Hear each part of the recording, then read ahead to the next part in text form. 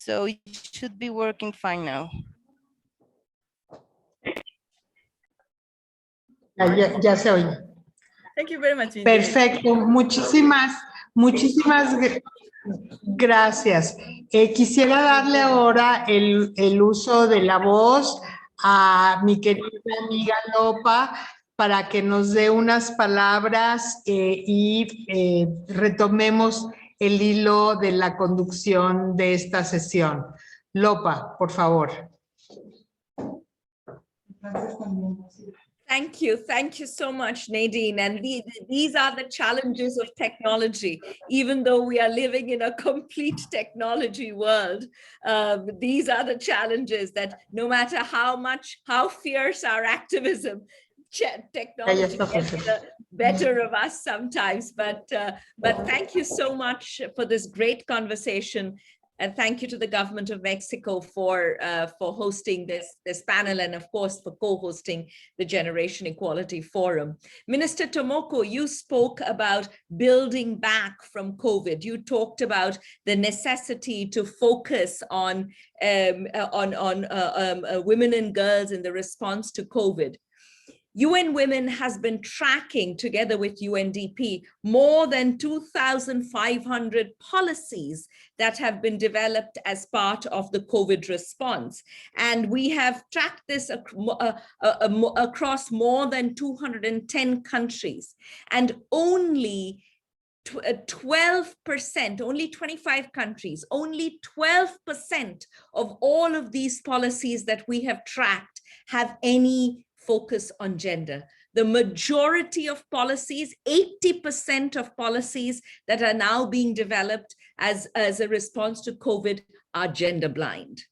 So what we are talking about right now is absolutely essential. We set up the Generation Equality Forum because we were impatient with the pace of change, impatient about the fact that there were not enough resources being allocated to gender, impatient about the lack of political will, and impatient about the fact that there was not enough collective action for change.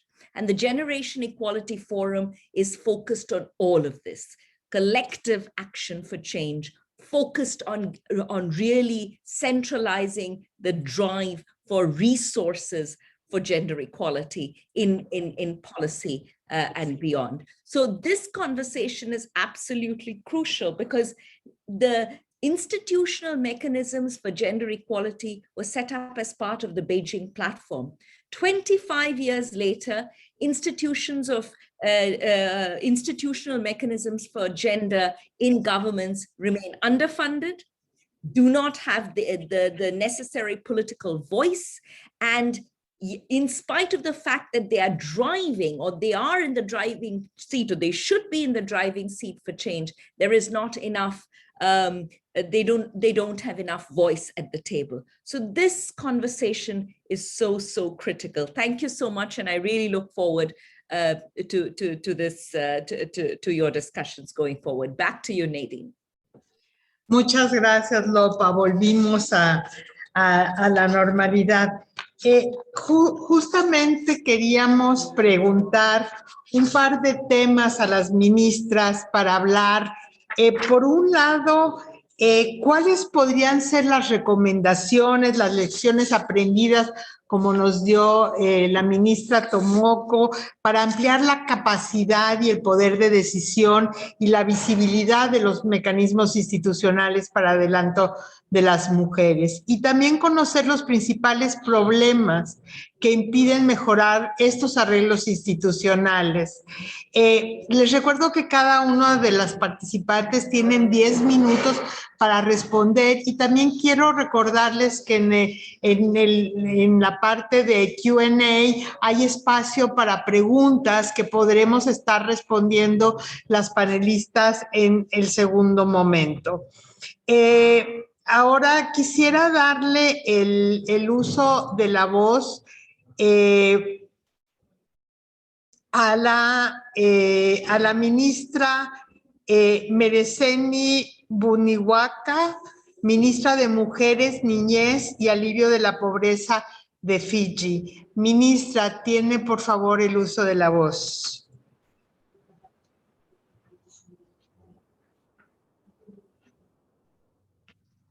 Thank you, Madam Chair. Colleagues, allow me to start wishing you and your loved ones good health and Vuniwaqa from Suva, Fiji. I'm very pleased to be here at the Generation Equality Forum, which aims for urgent and concerted actions to achieve transformative change and realize gender equality before 2030, with the leadership of women and girls in all their diversities and active collaboration with civil society.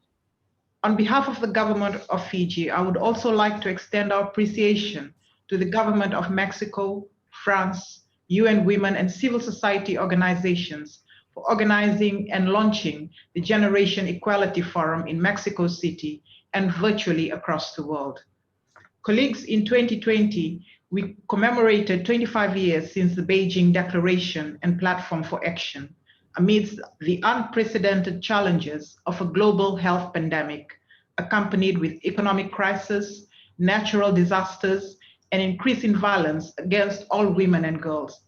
In Fiji, these circumstances intensified the precarious situation of Fijian women and girls, especially in terms of their economic security, physical safety, health, and access to decision-making spaces. On that note, I would like to highlight that the government of Fiji acknowledges that leadership, collective and coordinated efforts with adequate investments in institutional mechanisms, including technical and financial resources, and improved data is needed. Now more than ever, to transform structures of inequality and discrimination and put us firmly on a path towards substantive equality for all women and girls. In this context and reference to the thematic dialogue, I'm pleased to share and talk about the recent strategic shift of the Fiji National Women's Machinery. Colleagues, in mid-2019, the Fiji National Women's Machinery started a strategic reflection exercise, which included questioning, listening, consulting, prioritizing, advocating, building partnerships, strategic adjustments, and transitioning.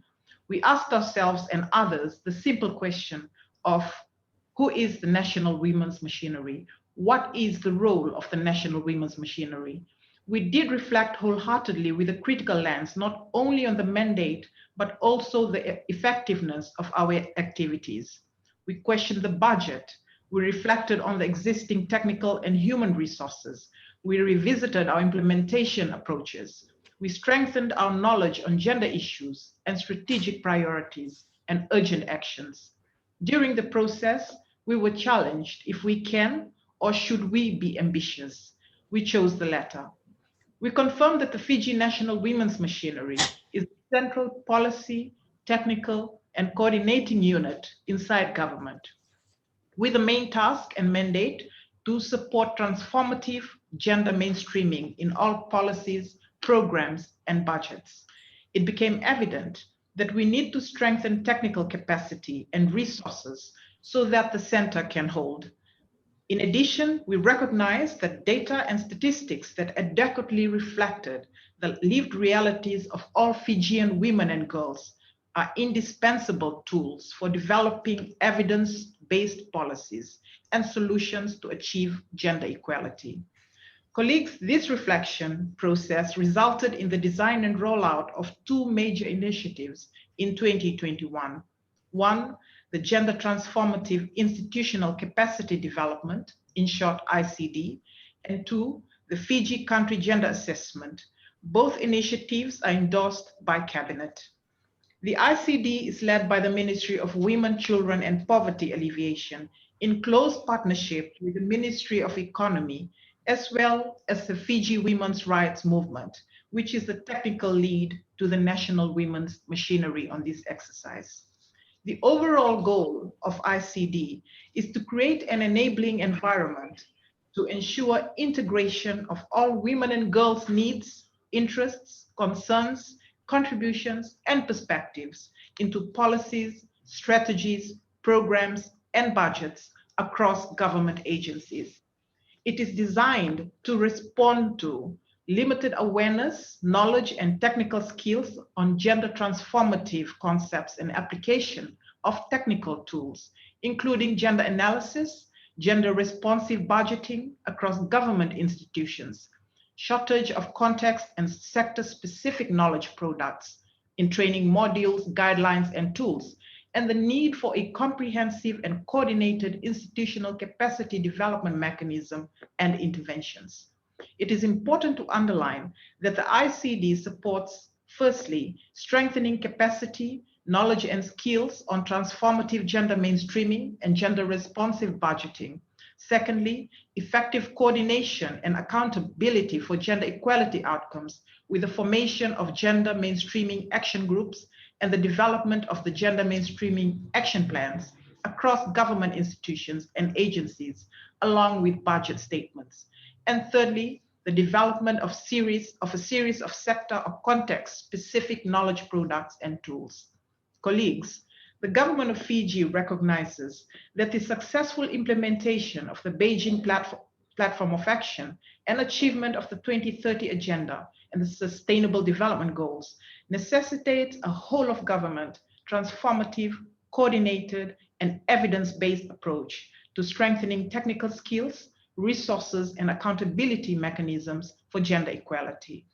I firmly believe too that combining resources, technical abilities, knowledge, data analysis, partnerships, and effective coordination mechanisms and structures, along with transformative approaches, will lead to a new type of institutional capabilities. And as a result, we will be better placed than ever before to achieve the goal of gender equality and empowerment of all women and girls.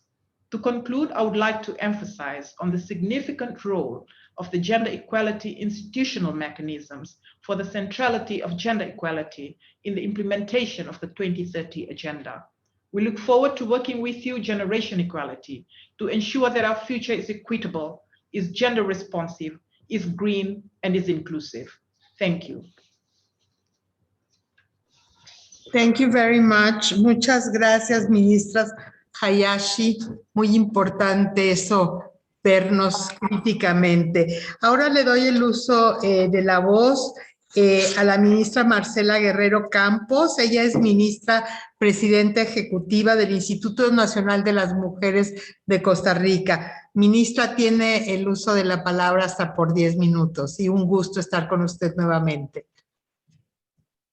Muy buen día a todas y a todos los que nos escuchan. Realmente un honor, mi querida Nadine, desde el gobierno de Costa Rica, a la cabeza del presidente Carlos Alvarado, un saludo muy afectuoso al gobierno de México, a ONU Mujeres y a las estimables ministras que nos están acompañando y a las personas también que están en sintonía. Ciertamente para Costa Rica el participar en el foro de igualdad es un paso importantísimo, sobre todo después de la coyuntura que hemos vivido después del 2020, donde creo que hay un antes y un después. Visionarias fueron las personas y los liderazgos que tuvieron la visión de encaminar y hacer un análisis de cuánto esfuerzo teníamos que hacer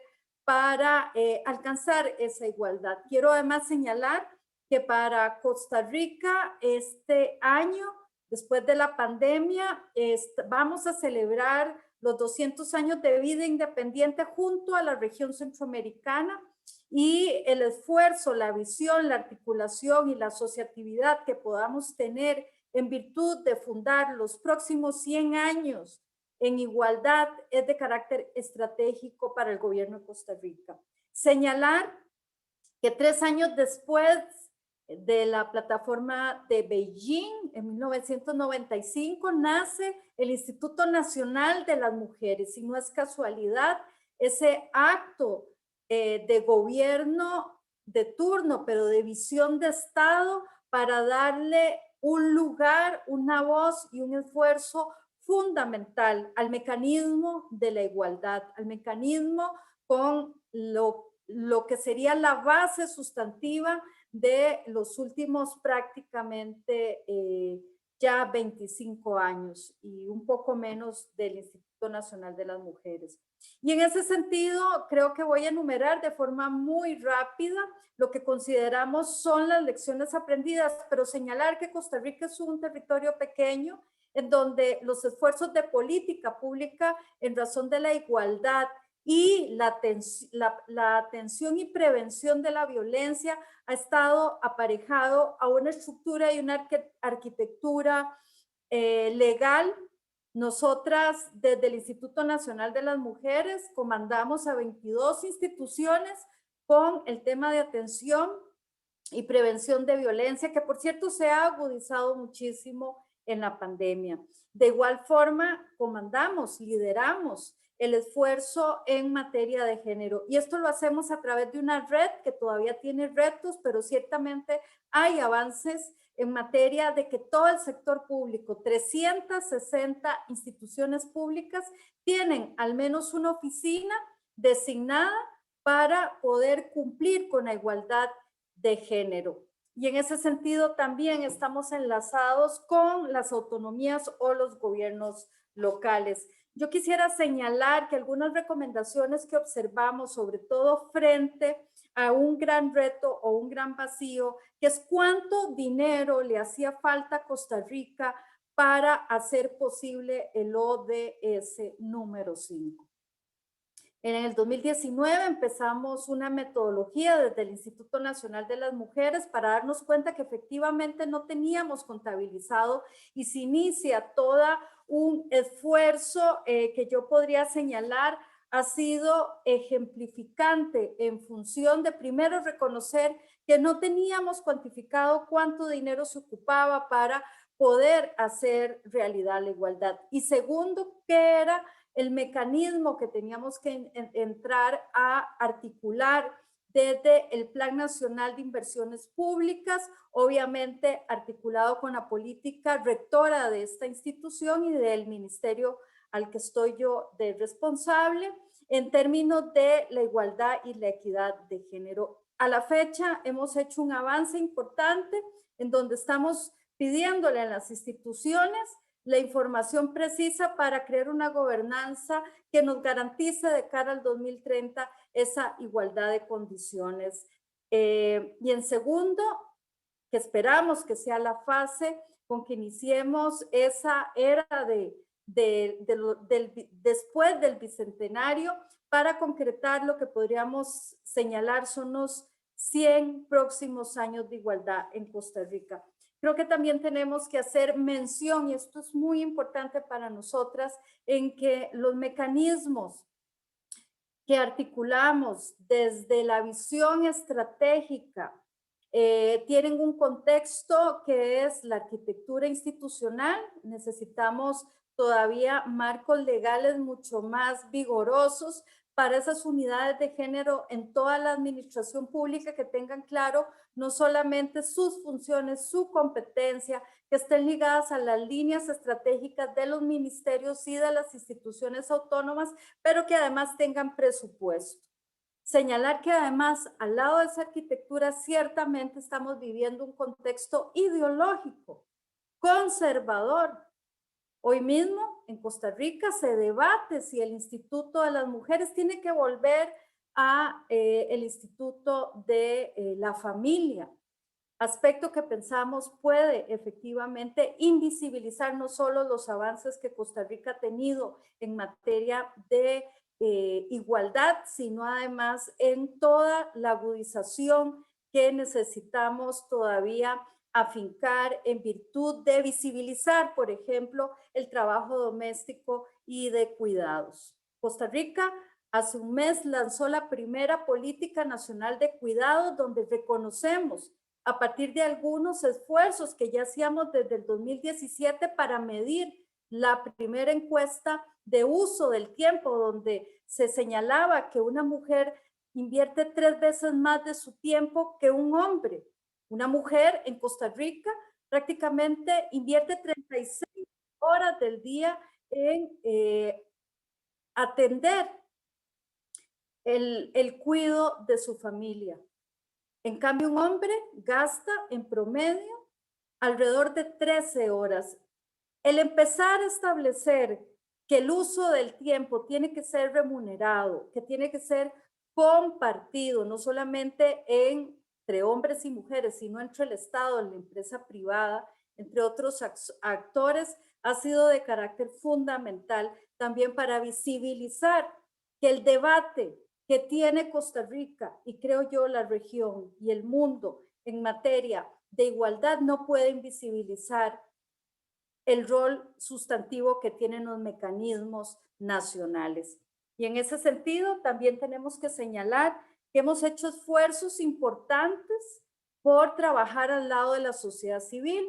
En las últimas 2 semanas, Costa Rica por primera vez lleva a la CSW a una delegación de sociedad civil, transparentando las acciones y los retos que tenemos por delante. Cierro, mis estimadas ministras, mi estimada Nadine y las personas que nos escuchan, señalando que el foro de igualdad tiene que replicarse de forma contundente sobre los riesgos, las oportunidades, pero sobre todo los nuevos pactos sociales que tienen que aparejarse con recursos económicos en esta era COVID y post-COVID. De lo contrario, y yo soy optimista, pero de lo contrario, no solamente hemos retrocedido 10 años, como lo ha señalado la CEPAL, sino estaríamos muy distantes de poder señalar que para las generaciones futuras de hombres y mujeres, pero fundamentalmente de mujeres, adolescentes y niñas, el reto y las barreras para alcanzar su bienestar en un mundo donde estemos libres de discriminaciones y contra toda forma de violencia, pero sobre todo en igualdad de oportunidades, puede estar en riesgo. Un gran abrazo. Gracias. Muchísimas gracias, mi querida Marcela, por este análisis tan importante y por poner en la mesa los temas centrales que tenemos en relación a los sistemas de cuidados, a realmente el reconocimiento, la redistribución y la remuneración de del trabajo de cuidados y sobre todo la corresponsabilidad tanto dentro de las familias, pero con políticas públicas y el sector privado. Un tema central del Foro Generación en Igualdad, un tema central de nuestra política en México también. Y antes de darle la palabra a mi colega Lopa para iniciar la segunda ronda del diálogo, quiero compartir con ustedes la intervención de la ministra Karin Strandas, secretaria de Estado de Suecia, que por compromisos relacionados con el desempeño de su cargo no pudo acompañarnos el día de hoy, pero nos compartió sus reflexiones a través de un video. Así que esperemos que la tecnología esté de nuestro lado y por favor, si podemos pasar el video de la ministra Strandas de Suecia. Ladies and gentlemen, distinguished delegates, I am honored to speak at this historic occasion, the Generation Equality Forum in Mexico City, and on a topic close to heart, institutional mechanisms for gender equality. Sweden has a feminist government. This means that the government is committed to achieve gender equality through a policy agenda that combats inequality and inhibitive gender roles and structures. Our goal is to make a real difference in people's lives. The achievements we have made so far is the result of long-term systematic work. When it comes to gender equality, progress can never be taken for granted. Every step forward is the result of hard work. To make progress, there has to be a political will to prioritize gender equality, to take necessary political decisions, and to build an infrastructure for gender equality. As for institutional mechanisms, I would like to highlight three that are key to our work towards gender equality in Sweden. The first key institutional mechanism is the adoption of a national objective for gender equality and a series of sub-goals which define the government's priorities. There are also indicators linked to all of these sub-goals. The national objective for gender equality and its sub-goals is followed up and evaluated every year. Importantly, the government reports progress or lack of progress based on these indicators in the annual budget bill. Statistics Sweden reports on the development of gender equality twice a year. The second key institutional mechanism is gender disaggregated statistics. In Sweden, there has been a requirement that individual-based official statistics must be divided by sex since the mid-1990s. As policymakers, we have an obligation to use the data we have at our hands in order to rectify gender inequality gaps. In order to do so, we need to present statistics disaggregated by sex.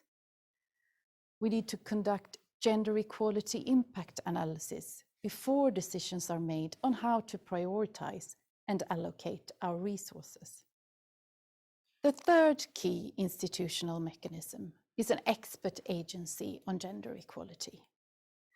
The Swedish Gender Equality Agency was established in 2018.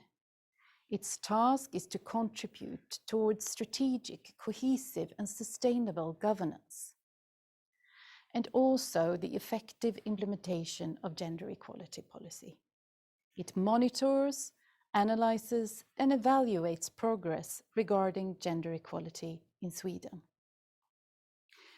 The Gender Equality Agency supports other agencies, county councils, regions, and municipalities in their efforts to achieve the goals of national gender equality policy. Ladies and gentlemen, let us never forget that gender equality is a fundamental matter of human rights, democracy, and social justice. Everyone must be able to fully enjoy all human rights, regardless of sex, gender identity, or expression, regardless of ethnicity, religion, or other belief, regardless of disability, sexual orientation, age, or any other status. In our global commitment to the full realization of gender equality and human rights, we cannot be blind to what is happening around us. There is a growing wave of mobilization around the world against gender equality. The rights of women and girls are under attack. Populist and extremist forces are trying to restrict the right of women and girls to decide over their own bodies and over their own lives. We cannot remain silent. We must speak up. The Generation Equality Initiative is an important initiative to speak up, to push back against the pushback, as the UN General Secretary Antonio Guterres has famously phrased it. In addition, the COVID-19 pandemic has resulted in a global crisis affecting human life and health. In dealing with the crisis, it is time to build back better. In the recovery process, gender equality must be central to all decision-making and resource allocation.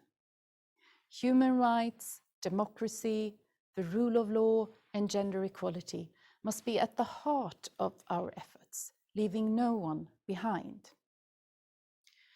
Sweden is therefore a proud co-leader of the Action Coalition on Economic Gender Equality, which highlights the need for economic and social reform for gender equality. We all need to be committed partners in the struggle to achieve gender equality, to push back the pushback and to build back better. Having institutional mechanisms in place is key in making it happen. Let us continue this game-changing work together, here today and onwards. Thank you.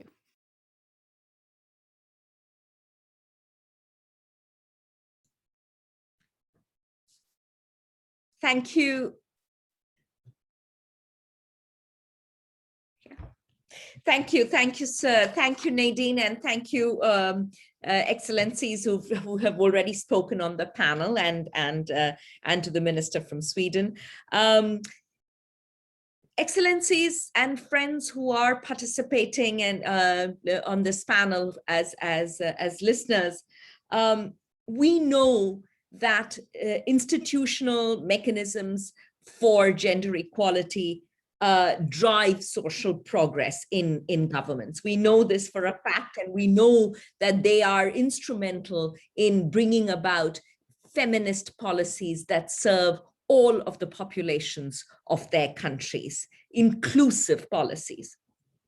So with that in mind, my question is to Minister Celina Lezcano, Ministra de la Mujer, Paraguay.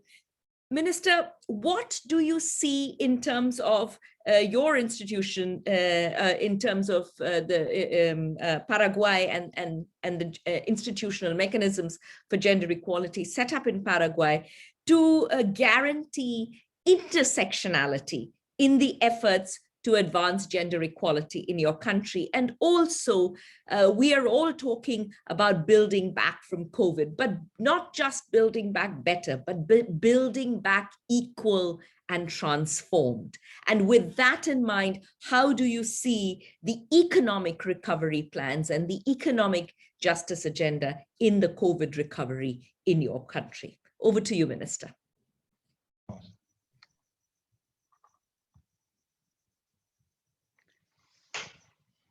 Hola, ¿cómo están? Mi saludo cordial extensivo a todos los estados participantes en el Foro Generación Igualdad de México y al país anfitrión, representantes de organizaciones de la sociedad civil y de las redes de mujeres desde la República del Paraguay a través del Ministerio de la Mujer, institución creada como Secretaría de la Mujer de la Presidencia de la República por ley número 3492 y con rango de ministerio desde el año 2012.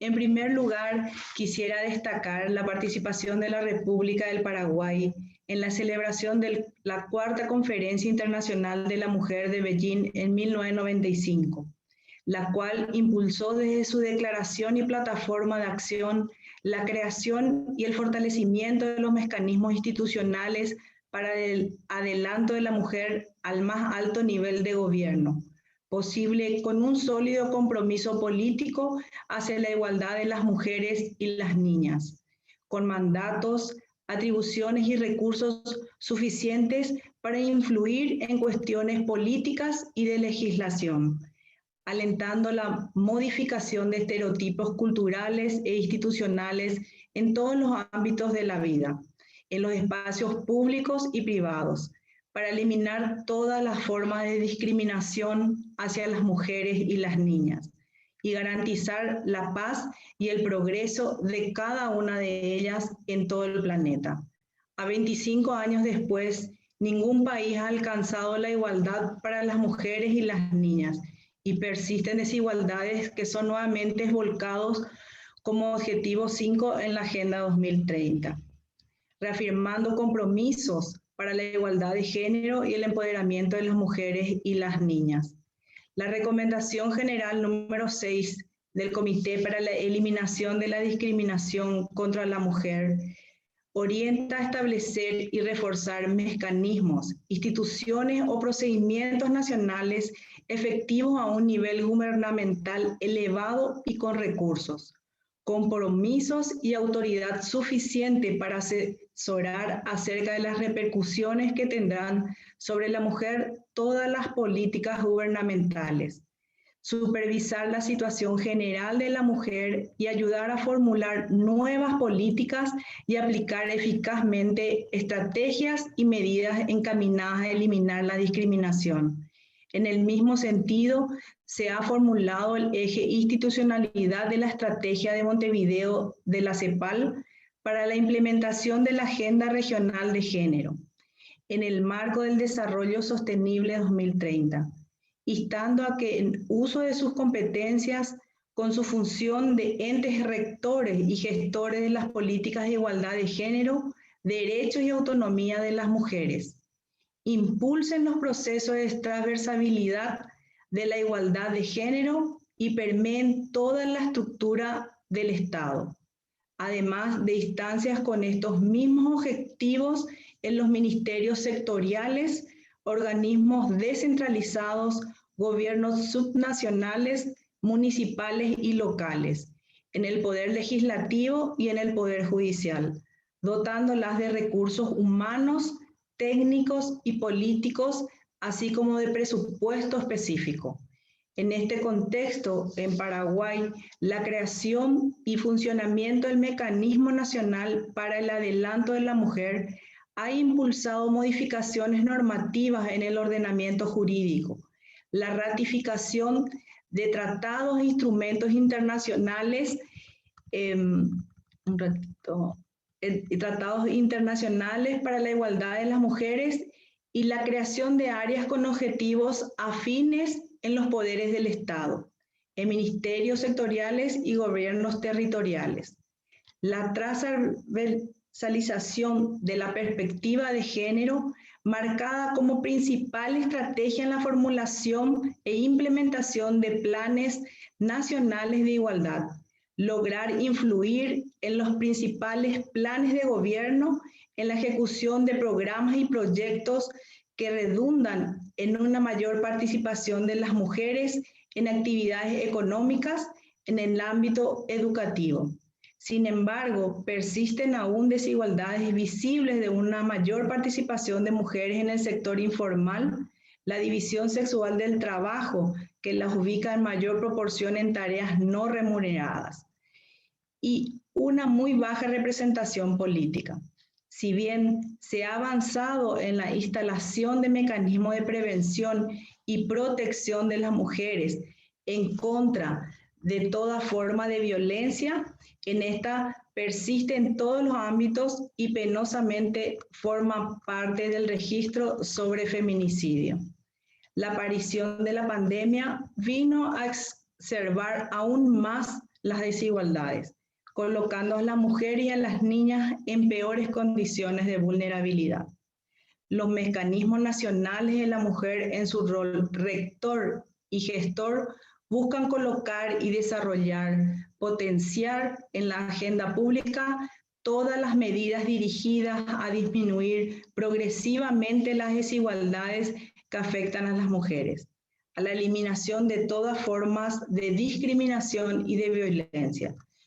Todos los estados debemos otorgar prioridad a las medidas encaminadas a mejorar la situación de las mujeres como medio para lograr las metas del progreso y el desarrollo. Muchas gracias.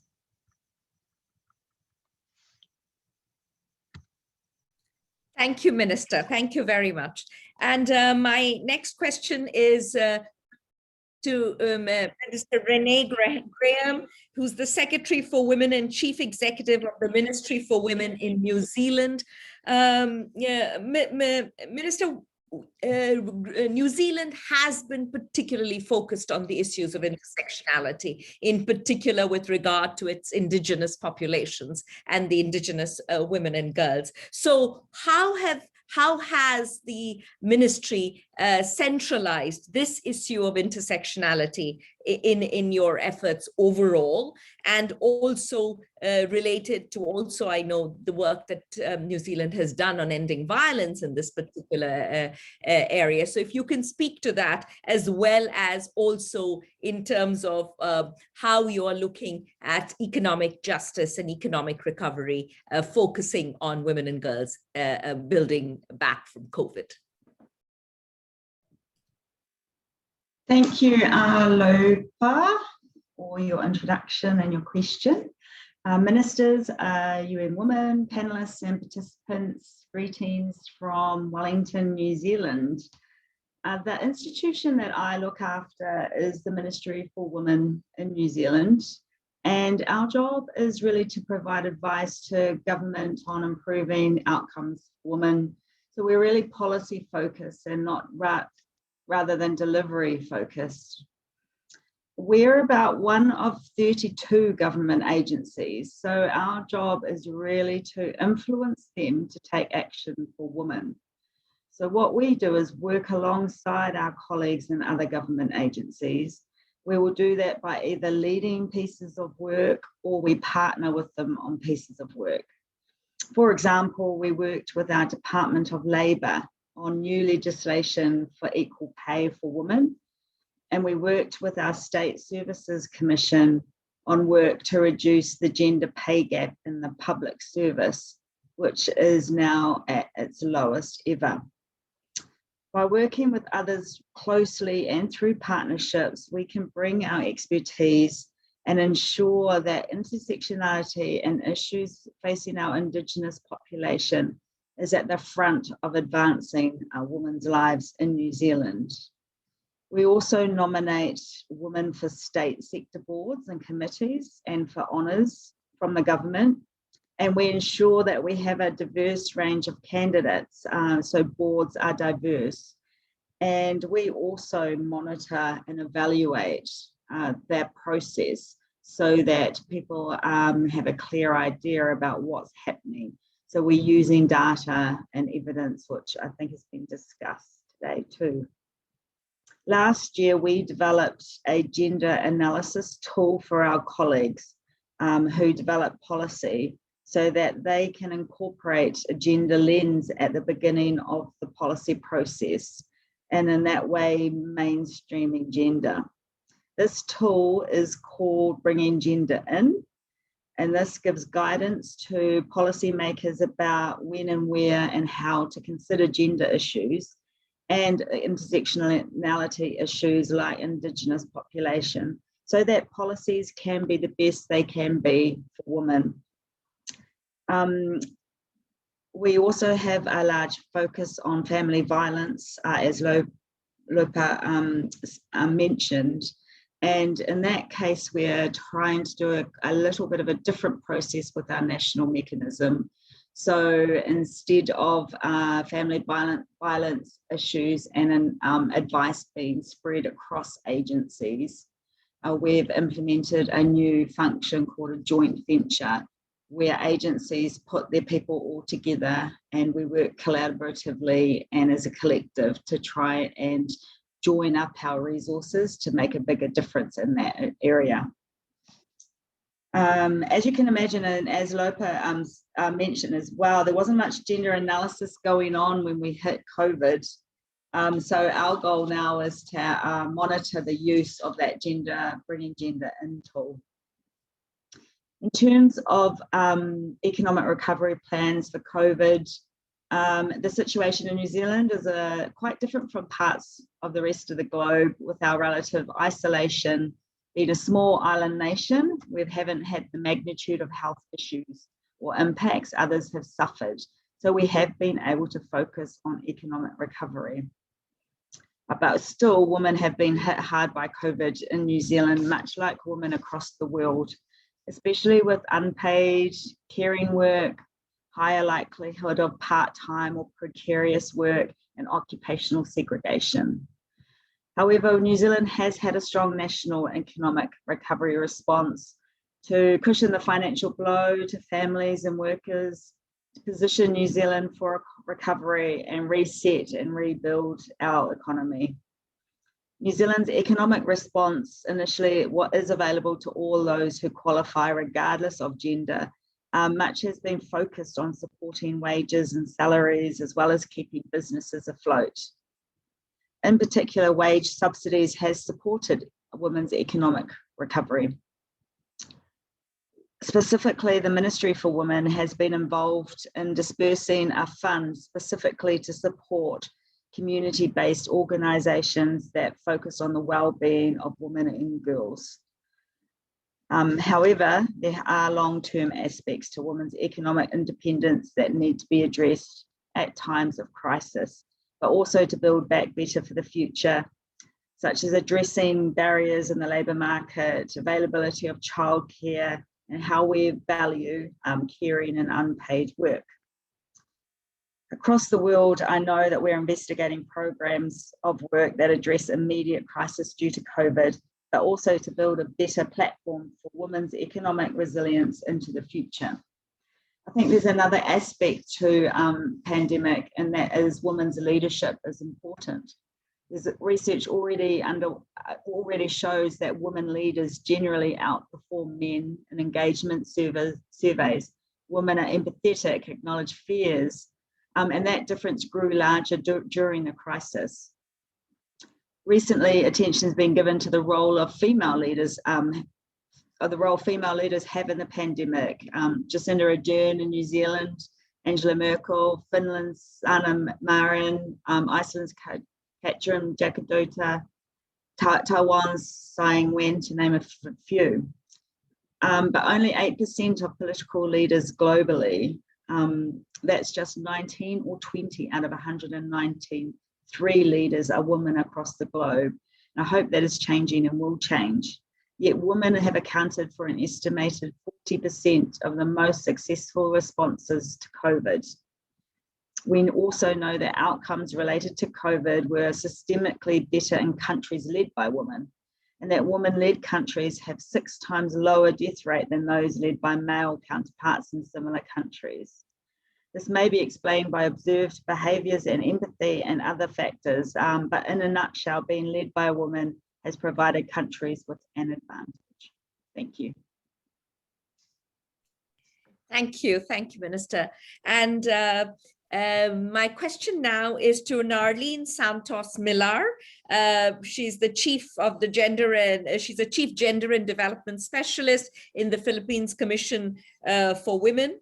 And my question to you is the same in terms of how are you looking at guaranteeing intersectionality in your efforts to advance gender equality, and also in terms of the build back from COVID. And I'm actually also going to ask you, Ms. Santos-Millar, something that has come up in the questions, which is all, around this supporting and strengthening of grassroots and community groups as the Women's Commission in terms of this work on intersectionality. Thank you, Madam Lopa, and good morning to everybody, and happy Women's Month from the Philippines to all our participants, and buenas noches to our hosts and fellow advocates in Mexico. On behalf of the Philippine National Machinery on Women, the Philippine Commission on Women, I would like to express my appreciation to the organizers of the Generation Equality Forum, the UN Women, and the Government of Mexico. It is indeed an honor for me to be part of this esteemed panel of speakers. I have been learning a lot from the sharing of our different ministers under this thematic dialogue on institutional mechanisms for gender mainstreaming. The Philippine Commission on Women, which is the national women's machinery in the Philippines, is backed by a strong policy measure to support its mandate, functions, and role in the Philippine bureaucracy. We were created in 1975, and during the time, the national machinery in the Philippines is lodged under the Office of the President of the Philippines, with the mandate of policy advisory and coordinating body on women and gender concern. In 2009, the Magna Carta of Women, which is the national policy translation of the UNCIDO in the Philippines, renamed us to PCW from NCRFW, the National Commission on the Role of Filipino Women, into the Philippine Commission on Women. The law also expanded the Philippine Commission on Women's mandate as authority on women and gender concerns, and the overall monitoring body and oversight of the implementation of the Magna Carta of Women. In 2018, our commission was attached to the Interior and Local Government Department. This is in line with the presidential directive to implement the Magna Carta of Women down to the lowest government level, which is the barangays in the Philippines, whose direct constituents are Filipino women and girls. With this mandate, the Philippine National Machinery plays a key role in ensuring that intersectionality of women's concerns, such as diverse sexual orientation and gender identity, disability, ethnicity, religious affiliation, and other intersecting form of discrimination are addressed by our policy measures, by the programs that the government implement, and the mechanisms and services of our ministries. In the advocacy for the generation of information for policymakers,